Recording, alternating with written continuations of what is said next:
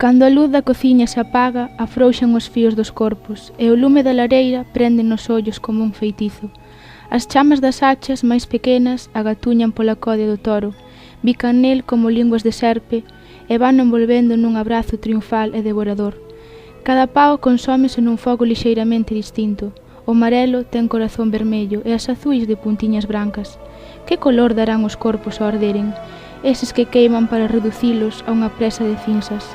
Canto darán de vermello, de amarelo e de azul e de encaixe branco? Oín dicir que o corpo humano cheira a faltar ao arder, como un neumático gastado que se queima ao frear no asfalto. Tamén cheira mal as páxinas da revista, pero as colores son vivas, e vexo a Carolina consumirse en verde e lila, e o xelo dos martinis fundirse nun branco que tira a negro.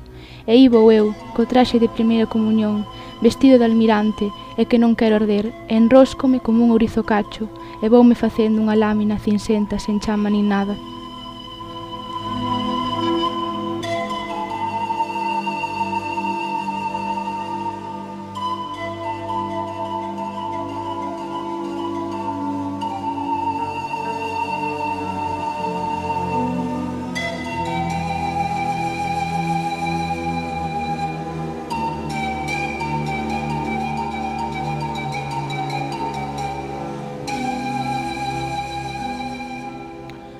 Nun curruncho da eira, perto do campo de coles, a avoa ten un xardinciño con sebe de hortensias, no que coida dalias, calas e crisantemos, flores para os seus mortos.